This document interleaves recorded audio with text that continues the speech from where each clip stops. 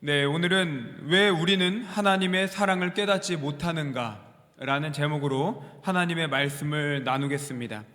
따사로운 햇빛이 비치는 벤치에 아버지와 아들이 같이 앉아 있었습니다. 이때 아버지께서 아들에게 묻습니다. 얘야, 저게 뭐니?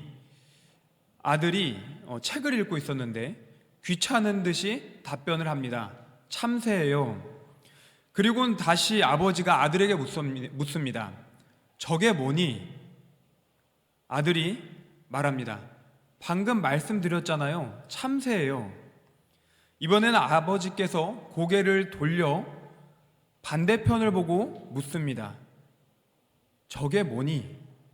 이번에는 아들이 격앙된 목소리로 답변을 합니다. 아버지, 참새예요, 참새. 결국 아들은 화를 내고 맙니다.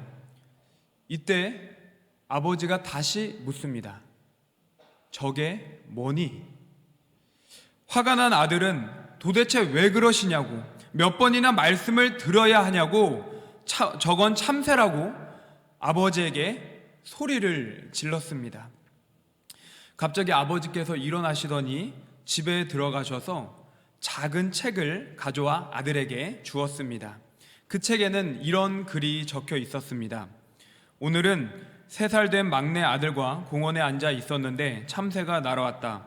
아들은 저게 뭐야? 라고 21번 물었고 나는 21번 모두 대답해 주었다.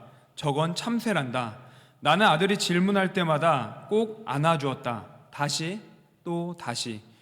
화가 나지는 않았고 순수한 아들이 너무나 사랑스러웠다.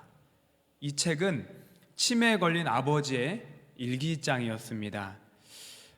비록 만들어진 이야기지만 우리가 이 이야기를 통해서 무엇을 알 수 있겠습니까? 아버지는 아들만 사랑했다는 사실을 우리가 알 수가 있습니다. 사랑하니까 몰라도 이해할 수 있었고 반복하여도 화를 내지 않을 수 있었다라는 거죠. 기다려줄 수 있었습니다. 모든 것을 받아줄 수 있었다라는 것이죠. 그런데 이야기 속에 있는 이 아들은 어떨까요? 이 아들이 아버지를 사랑하지 않아서 그렇게 행동했을까요? 저는 그렇게 생각하지 않습니다. 아들은요, 아버지처럼 아들만 사랑했던 것이 아니라 아들은 아버지도 사랑했었다라는 것이죠. 아버지도 사랑하니 아버지만큼의 그 행동이 따라오지 않았다라는 것입니다. 어떻게 보면은 하나님과 우리의 관계가 때때로 이러한 모습으로 나타나진 않는지 우리가 생각해 볼 필요가 있는 것 같습니다. 하나님께서는 언제나 우리에게 말씀하십니다. 수명아, 내가 너를 사랑한다. 내가 너를 사랑하니 바른 길로 가거라. 안전한 길로 가거라. 나의 말을 듣고 순종하거라. 우리가 이러한 것을 어떻게 알 수 있습니까? 여러분들 지금 눈앞에 있는 성경을 보면은 하나님의 그 마음을 알 수가 있습니다. 하나님께서는 왜 이렇게 우리에게 말씀하실까요? 그 이유는 단 하나죠. 하나님께서는 우리만 사랑하시기 때문이라는 거죠. 우리만 바라보시기 때문이라는 것입니다. 그런데 우리는 어떨까요? 솔직히 저는 항상 그러지 못할 때가 너무나 많은 것 같습니다. 하나님만 사랑해야 함이 당연한데 그렇지 못할 때가 많은 것 같습니다. 의로운 길을 말씀하시고 안전한 길을 알려주시는데 순종하지 않을 때가 있다라는 거죠. 왜 그렇겠습니까? 때때로 믿음이 없어서가 아니라 사랑하지 않아서가 아니라 하나님만을 사랑해야 되는데 때때로 하나님도 사랑을 한다라는 것입니다. 여러분, 이러한 마음을 갖고 있으면은 우리에게 어떤 변화가 일어나겠습니까? 하나님의 계획, 하나님의 시선, 하나님의 방향을 바라보지 못할 때가 있고 또한 하나님의 그 뜻과 달라지거나 틀어질 때가 분명히 나타나게 된다라는 것이죠.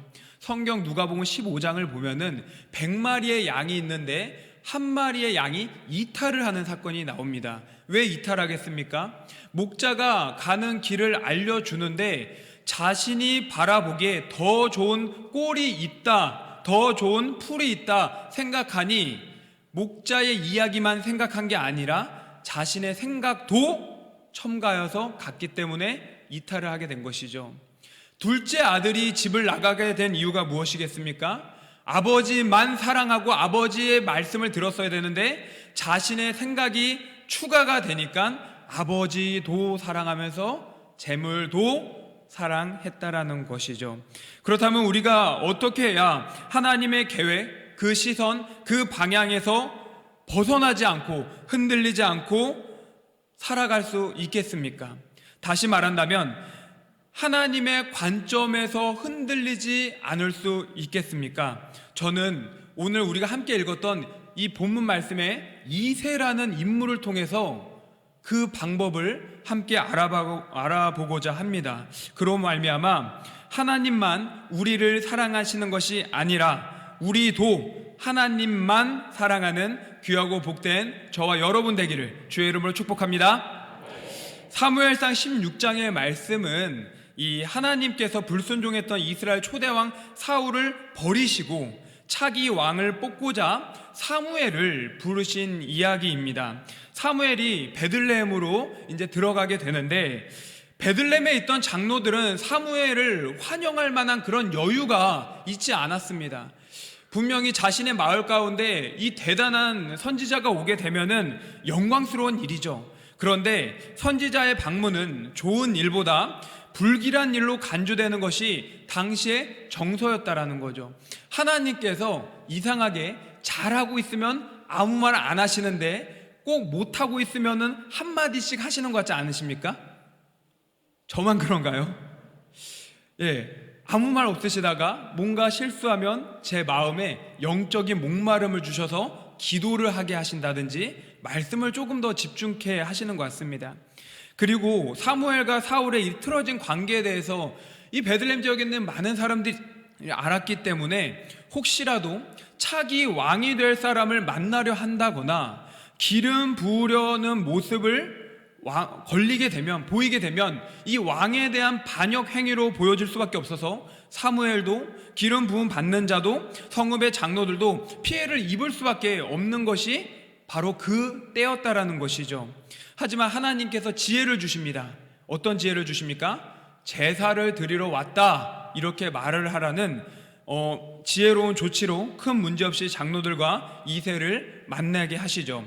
16장 5절의 말씀인데요, 제가 읽겠습니다. 이르되 평강을 위함이니라. 내가 여호와께 제사하러 왔으니 스스로 성결하게 하고 와서 나와 함께 제사하자 하고 이새와 그의 아들들을 성결하게 하고 제사에 청하니라. 아멘. 그런데 이 말씀을 잘 읽어보면 특별한 부분이 나옵니다. 사무엘이 이새와 그의 아들들만 특별 대우를 했다라는 것이죠. 우리가 개역 개정 성경을 보면은 잘 이해가 안 될 수 있는데 이것을 새 번역이라는 버전으로 보면은 이해가 됩니다. 제가 읽어드리겠습니다. 사무엘이 대답하였다. 그렇소, 좋은 일이요. 나는 주님께 희생제물을 바치러 왔소. 여러분은 몸을 성결하게 한 뒤에 나와 함께 제사를 드리러 갑시다. 그런 다음에 사무엘은 이새와 그의 아들들만은 자기가 직접 성결하게 한 뒤에 제사에 초청하였다. 아멘. 특별 대우를 받았습니다. 이새는 어땠을까요? 저는 이 말씀을 묵상하면서 이새는 지금 엄청난 기대감에 부풀었을 것이다 라는 생각이 들었습니다. 왜냐하면 두 가지로 볼 수 있는데요, 첫 번째는 사무엘이 드렸던 제사가 일반 제사가 아니라 이 화목제였기 때문입니다. 화목제. 이 화목제라는 것은 히브리어로 샬롬임이라고 하는데요, 많이 들어본 단어 같죠? 샬롬의 복수형을 말하는 것입니다. 풍성한 평화를 뜻하죠.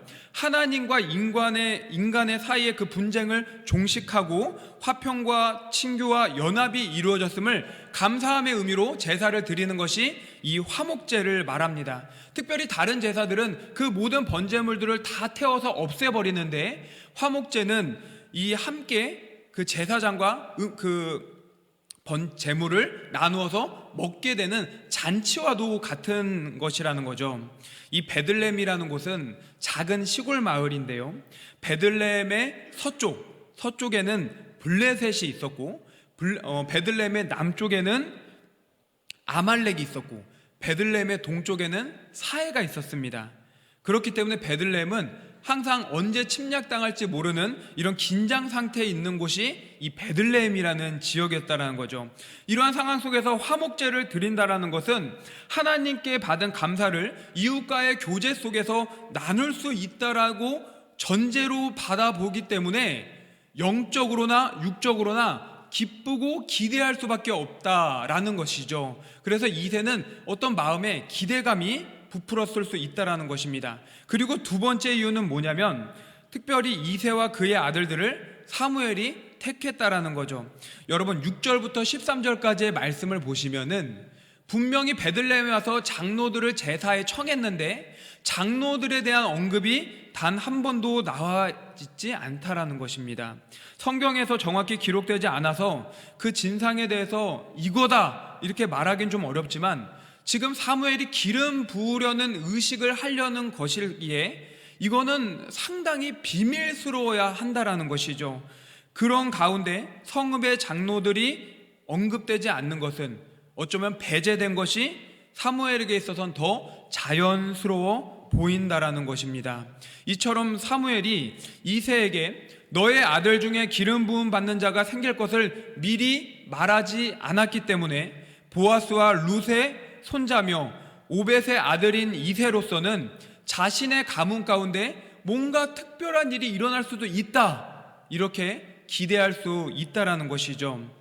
이러한 두 가지 이유 때문에 이새는 기대감에 부풀었을 것이고 당연히 그 자녀들을 서둘러 불러왔을 것입니다.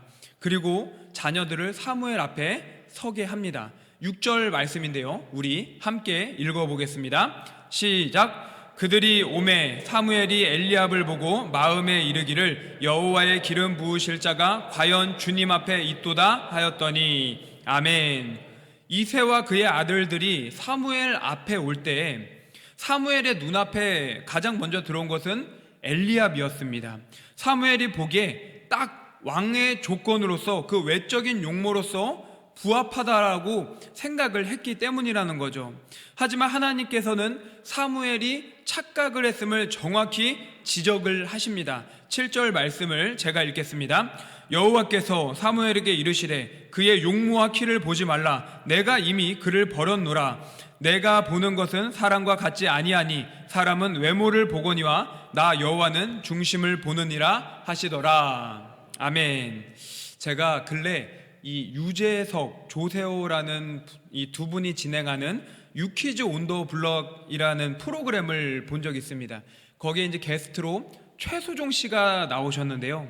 제가 최수종 씨가 딱 나오는 것을 보고 깜짝 놀랐습니다. 왜 깜짝 놀랐을까요? 저에게 있어서 최수종 씨를 처음 본 게 여러분들은 기억하실지 모르겠습니다. 첫사랑, 야망의 전설. 저는 그게 처음 최수종 씨를 본 거거든요. 그런데 지금 그로부터 한 25년, 30년이 지났는데 여기에 주름 한 2개 생긴 거 말고는 변함이 없으신 거예요. 얼굴이 똑같으시더라고요. 그 안에서 대화를 하는 내용을 보니까 20년, 30년 동안 배우로서 역할을 감당하기 위해서 항상 관리를 하셨는데요. 그때부터 지금까지 67kg였다고 하시더라고요. 20년에서 30년을. 정말 대단하지 않습니까? 네, 좀 많이 찌면은 68kg. 네, 그러셨다고 하더라고요. 만약에 하나님께서 사무엘이 엘리압을 보고 판단했던 것처럼 외모로서 왕을 판단한다면 30여 년 동안 온갖 사극에서 왕의 역할만 했던 최수종 장로님이시죠. 신앙도 너무 좋으신데 그만한 분이 있을까요? 그렇죠? 이 왕이 될 상인가 하면은 이 최수종 씨 정도는 돼야 왕이 될 것 같습니다. 하지만 하나님께서는 외모로 판단하지 않으셨다라는 거죠. 중심을 보신다는 말씀처럼 엘리압이 이 차기 이스라엘의 왕이 아니라고 말씀을 하셨습니다. 엘리압을 보는 사무엘의 표정이 좋지 않자 이새는 둘째 아들인 아비나답을 보내고 그리고 셋째 아들인 삼마를 이동시킵니다. 그러나 둘 다 선택을 받지 못하고 나머지 4명의 아들도 다 이동을 하였지만 아무도 선택을 받지 못하게 됩니다. 이새의 마음이 어땠을까요? 저는 이새 이 아버지가 좀 좌절을 하지 않았을까 이런 생각을 해봤습니다. 마치 신데렐라라는 그 동화 속에서 유리구두의 주인공을 찾을 때 자신의 딸이 유리구두에 발이 맞지 않는 모습을 본 그 계모의 마음처럼 걱정하고 좌절하고 그런 마음을 갖지 않았을까. 사랑하는 성도 여러분, 우리는 이렇게 좌절감을 경험하는 이새를 통해서 우리가 왜 하나님의 관점으로 볼 수 없는지, 하나님의 사랑을 깨달을 수 없는지 그 첫 번째 이유를 알 수가 있습니다. 그 첫 번째 이유라는 건 바로 나의 세계에서 살고 있다는 착각 때문이라는 것입니다. 우리 함께 읽어보겠습니다. 나의 세계에서 살고 있다는 착각 때문이다. 6절의 말씀을 보면 사무엘이 엘리압을 보고 마음에 이르기를 여호와의 기름 부으실 자가 과연 주님 앞에 있도다 라고 판단을 합니다. 왜 이렇게 판단을 할 수 있겠습니까? 이스라엘의 초대 왕이었던 사울의 준수한 얼굴과 다른 사람보다 어깨 위만큼 컸던 키가 사무엘의 경험상 왕의 기준이 되었었다라는 것이죠. 하나님께서 그런 사람을 왕으로서 선택을 하셨다라는 것이죠. 그러니 사무엘은 그런 모습 하나하나 디테일하게 하나님께서 왕을 이런 사람을 뽑으시는구나 경험상 마음에 저장을 했던 것입니다. 우리가 오해하는 것은 내가 지나온 시간, 경험이 나의 미래를 이끌어간다, 선택해준다, 착각을 할 때가 있습니다. 왜 미래를 이끌어갑니까? 내가 때때마다 과거를 기억해 와서 선택을 하기 때문이라는 것이죠. 사무엘도 자신의 경험으로 판단을 해서 오라, 하나님께서 말씀하신 자가 여기 있도다 라고 생각을 했다라는 것입니다. 하지만 이것은 성경을 읽는 성도들에게 있어서 너무나 중요한 포인트를 잊게 합니다. 관과시키는데요. 그것은 무엇이냐? 우리가 나의 세계에 살고 있어서 내가 이 세상의 주인으로 착각하게끔 한다라는 것입니다. 여러분, 우리가 비록 이 땅에서 발을 디딛고 살고 있지만 세상의 모든 만물은 누가 창조를 하셨습니까? 하나님께서 창조를 하셨습니다. 할렐루야! 하나님께서 주관하십니다. 하나님께서 다스리십니다. 그렇기 때문에 과거와 현재와 미래와 그 시간과 공간과 이 모든 것은 하나님이 주인공이심을 믿으시기 바랍니다. 그래서 우리는 나의 세계가 아닌 하나님의 세계에 살아가고 있는 것입니다. 역사의 주관자 되시는 하나님께서 모든 시대적 상황을 섬세하게 디테일하게 움직여 가시기 때문에 이 세상에 어떤 것도 우연은 없다라는 것이죠. 그렇게 나의 경험으로 이 세계를 바라보게 된다, 나의 생각으로 선택을 하게 된다 하면은 어떤 안타까움이 있을까요? 첫 번째는 하나님의 관점으로 바라보지 못할 뿐더러 두 번째는 인간으로서의 한계점에 언제나 맞닥뜨릴 수밖에 없다라는 것입니다. 사랑하는 성도 여러분, 우리는 말씀드렸던 것처럼 하나님께서 창조하신 세상에 살아가고 있습니다. 그렇기에 내가 주인공이 아니고 하나님이 주인공이심을 믿으시기 바랍니다. 경험을 기억해서 회상해서 선택하고 순종하는 건 틀린 것은 아닙니다. 하지만 이 경험에만 의존한다면 우리는 결코 더 이상 창조적일 수가 없습니다.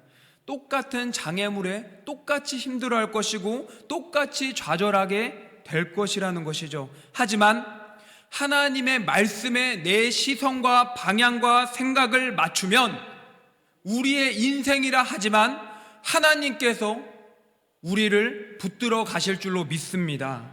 그때 비록 아픔과 어려움과 걱정을 맞이하게 될지라도 그 뒤에 예비하신 하나님의 기쁨과 감사가 저와 여러분의 기쁨이요 감사일 줄로 믿습니다. 여러분, 평생 다 자라도 그 크기가 4cm에서 5cm로 이 손톱 크기만한 동물이 있는데요. 그 동물이 피그미 카멜레온이라는 동물입니다. 피그미 카멜레온. 정말로 작은 동물인데요. 사진을 보시는 것처럼 손가락 한 마디에 눈, 코, 입, 머리 뭐 다 있습니다. 다. 이 정말 피그미 카멜레온이 작은 동물인데요. 이 모습도 되게 놀랍지만 더 놀라운 것은 이 피그미 카멜레온이 평생의 그 생활 활동 반경이 1평방미터, 그러니까 가로 세로에서 1m 안에서 그친다라는 것입니다. 그래서 이 피그미 카멜레온은 크기가 작을 뿐만 아니라 그가 사는 세상도 지극히 작다라고 생각을 한다라는 거죠. 여러분, 사람의 생각이 이와 같습니다. 사람은 하루에 7만 가지의 생각을 하며 산다고 말을 합니다. 진짜인지는 잘 모르겠는데 이렇게 설명을 하더라고요. 대단한 것 같습니다. 이 7만 가지를 어떻게 셌는지. 그런데 그 수많은 생각 중에서도 무려 80%는 과거에 생각했던 그 생각으로 하루를 살아간다라고 말을 합니다.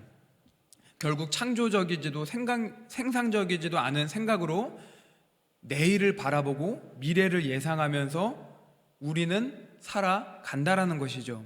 우리가 하나님의 관점으로 보지 못하는 이유, 하나님을 사랑해야 되는데 그렇지 못하는 이유, 이 두 번째 이유가 무엇이냐?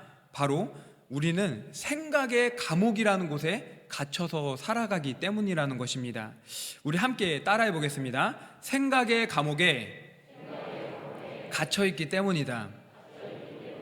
12절 말씀을 우리 함께 읽어보겠습니다. 시작. 이에 사람을 보내어 그를 데려오매 그의 빛이 붉고 눈이 빼어나고 얼굴이 아름답더라. 여호와께서 이르시되 이가 그니 일어나 기름을 부으라 하시는지라. 아멘. 다윗이 아버지의 이제 부름을 받고 속히 집으로 오게 되는 것이죠. 다윗은 안타까운 게 무엇이냐? 속히 오는데 지금 있던 곳이 어디에서 온 것입니까? 양을 치다가 오게 되는 거죠. 그러니 형들처럼 성결을 위한 준비가 되어 있지 않은 것입니다. 목욕 재개를 하지 않았다라는 것이죠. 여러분, 양을 친다라는 것이 뭐 9 to 6, 그러니까 9시 출근, 6시 퇴근 이런 삶이 아니라는 건 너무나 잘 아실 겁니다. 양이 좋은 꼴을 먹기 위해서 언제든지 이동을 해야 되고 밤이나 낮이나 양이 원한다면 가야 되는 것이죠. 또 맹수와 천적이 오면은 그것을 피하거나 맞서 싸워야 되는 것이 이 목자의 모습이라는 것입니다. 혹 그 양 무리 중에 한 마리라도 도망을 가거나 없어지게 되면 어떻게 될까요? 이 양은 2세 양이기 때문에 큰 문제는 없겠지만 목자들은 없어질 경우에는 배상을 해야 되니까 목숨처럼 양을 지킬 수밖에 없었다라는 것입니다. 여러분, 지금 다윗의 모습은 그렇다면 어땠을까요? 다윗은요, 옷이 땀에 흥건히 젖었거나 흙과 먼지로 가득했거나 어쩌면은 그 얼굴이 아주 새까맣게 타 있었을 것입니다. 제가 예전에 군 생활할 때 들었던 얘기인데요. 여러분, 꼭 그런 건 아니지만 군인들이 왜 얼굴이 더 삭막해 보이고 더 늙어 보이는지 아십니까? 제가 들었는데요. 군대에 있으면 훈련을 받을 때 새벽 이슬을 맞을 때가 있다고 하더라고요. 새벽 이슬을 맞으면 얼굴이 그분 말로 그렇습니다. 폭삭 늙어버린다라고 하더라고요. 다윗이 저희가 생각할 때 다윗에 대한 그림을 보거나 이야기를 보면 참 미소년 같습니다. 그렇지 않습니까? 근데 그는 어린 시절부터 목자의 역할을 했었습니다. 골리앗을 이겼을 때 분명히 자신의 양을 잃어버릴 때, 천적을 만났을 때 사자와 곰으로부터 싸웠다라고 말했는데 정말 미소년 같았을까요? 저는 아마 이렇게 어깨가 이렇게 튼튼하고 왕자에 막 이러진 않았을까? 이런 생각도 해봅니다. 여러분, 사무엘이 다윗을 보자 어떻게 말합니까? 그의 빛이 붉고 눈이 빼어나고 얼굴이 아름답더라. 그 용모가 사울처럼 막 되게 준수하고 대단하고 엘리압처럼 그 정도는 아니었을진 모르겠지만 어느 정도는 준수했었다라는 것을 표면적으로 지금 말을 해주고 있다라는 것이죠. 그런데 이새는 몰랐다라는 것입니다. 이새는 우리 집 막내 아들이 이런 아들이었다라는 것을 생각을 안 했다라는 것이죠. 왜 그렇습니까? 자신이 보았던 다윗은 언제나 막내였고 언제나 양치기였고 언제나 형들의 위험 앞에 가려진 존재였기 때문이었다라는 것이죠. 이새는 어린 다윗, 그 다윗이 어리다는 생각에 갇혀서 다윗의 존재를 정확하게 바라보지 못하고 있었다라는 것입니다. 사랑하는 성도 여러분, 우리의 생각의 80%가 과거의 생각들이라고 합니다. 그 과거 생각에 갇혀 있어서 하나님의 관점을 바라보지 못하는 것이죠. 하나님의 세계 속에 살아가면서도 반복적인 일상이기에 당연히 이러겠거니 과거에 축적된 생각으로 살아가면서 하나님의 크고 놀라운 일들을 기대하지도 경험하지도 못한다라는 것입니다. 우리는 생각의 감옥에서 벗어나야 될 줄로 믿습니다. 어떻게 해야 생각의 감옥에서 벗어날 수 있겠습니까? 반복되는 일상은 변하지 않습니다. 여러분, 내일은 무슨 요일입니까? 월요일이죠. 어떠십니까? 벌써 피곤하지 않으십니까? 예. 그 반복은 변하지 않습니다. 하지만 성도에게 있어서 월요일은요, 이전의 동일한 월요일이 아닌 말씀으로 무장되어서 새날을 얻는 월요일임을 믿으시기 바랍니다. 우리에게는 월요일이 그런 월요일이죠. 그리고 똑같은 직장, 똑같은 만남, 하지만 우리 성령님께서는 기계적으로 일하지 않으시고 언제나 살아 역사하셔서 똑같은 만남 속에서도 크고 은밀한 일을 보여주실 줄로 믿으시기 바랍니다. 또한 예수님이라면 어떻게 하셨을까? 우리가 하나님에 집중하여 말씀을 의지하여 선택한다면 하나님께서는 우리의 삶에 크고 은밀한 일을 허락해 주시고 생각의 감옥으로부터 벗어나게 하실 줄로 믿습니다. 오늘 하나님의 관점에서 벗어나지 않고 하나님의 사랑을 깨닫기 위해서 흔들리지 않기 위해서 무엇이 필요한지를 두 가지로 함께 나누어 보았습니다. 첫 번째는 무엇이었습니까? 나의 세계에서 살고 있다라는 착각에서 벗어나는 것입니다. 우리는 하나님께서 창조하시고 주관하시는 그 다스리시는 세계에서 살아갑니다. 그래서 내가 주인공이 결코 아닙니다. 나의 경험에 의존하는 것이 잘못된 것은 아니지만 그것이 전부는 아니라는 것이죠. 하나님의 섭리 속에서 내가 있음을 기억하시고 무엇보다도 어떤 선택을 하시더라도 말씀에 입각하여서 나아가시기 바랍니다. 그때 나의 세계가 아닌 하나님의 속에 내가 있음을 깨닫고 하나님의 관점으로 돌아설 줄로 믿습니다. 두 번째는 생각의 감옥에서 벗어나야 합니다. 과거의 생각에 사로잡힌 인간은 하나님의 사랑을 깨달을 수 없을 뿐더러 하나님의 뜻도 바라보지 못합니다. 그렇기 때문에 생각의 감옥에 갇혀서 사람을 평가하고 시den을 판단하며 미래를 예측했던 그 어리석었던 지난날의 모습을 내려놓으시고 항상 성령을 의지하시고 예수님이라면 어떻게 바라보실까 질문하실 때 우리는 생각의 감옥에서 벗어날 줄로 믿습니다. 제가 서두에 이야기했던 그 아들만 사랑했던 아버지와 아버지도 사랑했던 아들의 이야기를 들려드렸습니다. 우리가 하나님만 사랑하면 하나님의 관점에서 세상을 바라볼 수 있습니다. 하나님도 사랑하면 세상의 여러 가지 것들이 너무나 매력적이어서 우리는 어쩔 수 없이 하나님만 바라보지 못합니다. 여러분, 구약의 많은 이스라엘 백성들 가나안 땅에 들어가서 그들이 하나님을 사랑하지 않았습니까? 그런 적이 없습니다. 하나님도 사랑하고 바알과 아세라도 사랑을 하면서 자신의 인생에서 저울질을 하면서 살아갔습니다. 신약시대 이스라엘 백성들은 어땠습니까? 신약시대 이스라엘 백성들도 분명히 하나님을 알고 있었지만 율법이라는 것에 마음을 놓아서 저울질하며 살아갔습니다. 아니죠. 오직 하나님만을 의지하시기 바랍니다. 그때 우리는 하나님의 관점으로 돌아올 수 있으며 하나님만을 사랑하는 저와 여러분이 될 줄로 믿습니다. 이 시간 우리 함께 기도하며 나아가겠습니다. 함께 우리 뜨겁게 기도하며 나아갈 때, 주님, 오늘 주신 말씀을 마음에 새기며 나아가길 원합니다. 나의 세계에서 살고 있다는 착각에서 벗어나게 하시고 생각의 감옥에서 벗어나서 오직 하나님만 나의 구원자여 주님으로 의지하며 하나님을 사랑하는 인생이 되게 도와주시옵소서. 우리 함께 이러한 기도의 제목을 놓고 두 팔을 높게 들고 주여 한 번에 치며 기도하겠습니다. 주여!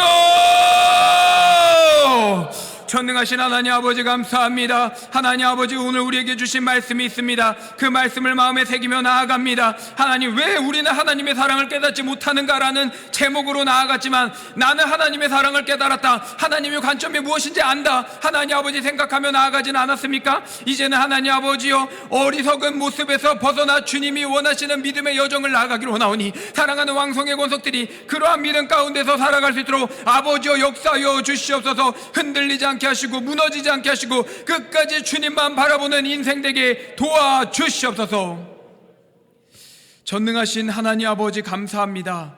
하나님, 오늘 주의 말씀을 들었습니다.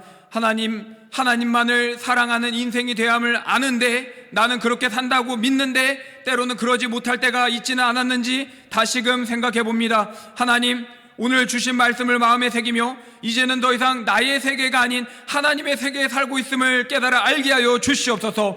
또한 생각의 감옥에서 벗어나 하나님이 원하시고 바라시는 믿음의 여정 속에서 흔들림 없는 선택을 하는 귀하고 복된 왕성의 권속들이 될 수 있도록 역사하여 주시옵소서. 함께하여 주실 줄로 믿으며 예수님의 이름으로 기도드립니다.